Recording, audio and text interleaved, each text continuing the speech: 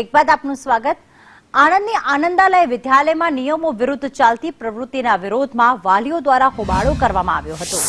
વાલીઓના વિરોધને જોતા શાળા સંચાલકો દ્વારા વિદ્યાલયના ગેટને તાળું મારી દેવાયું હતું, જેને લઈને વાલીઓએ ગેટ પાસે જ સૂત્રોચ્ચાર કરીને રામધૂન બોલાવી અને વિરોધ પ્રદર્શન કર્યું હતું।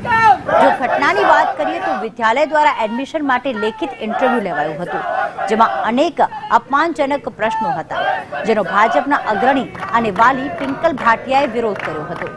પિંકલ ભાટિયા સહિત અન્ય વાલીઓ, યુવાનો અને એબીવીપીના પણ ઇન્ટરવ્યુ લેવાની નીતિનો વિરોધ કર્યો હતો।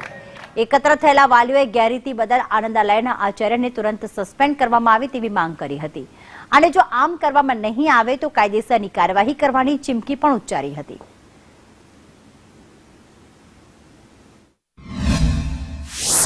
આનંદાલય જેવી કેટલીક ખાનગી સંસ્થાઓ વેપાર સમજીને શિક્ષણને ચલાવી રહી છે, તેની સામે અમારો વિરોધ છે।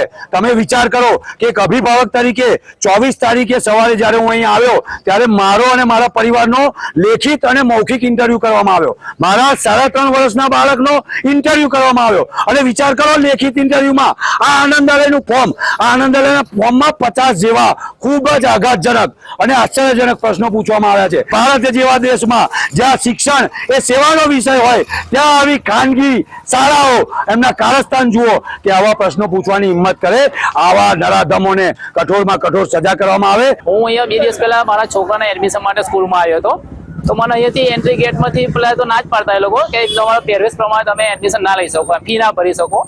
તો આ સ્કૂલનું ગેરવર્તન કહેવાય ને, તમે સામાન્ય નાગરિક જોડે આ રીતે વર્તન કરો, ખોટું છે।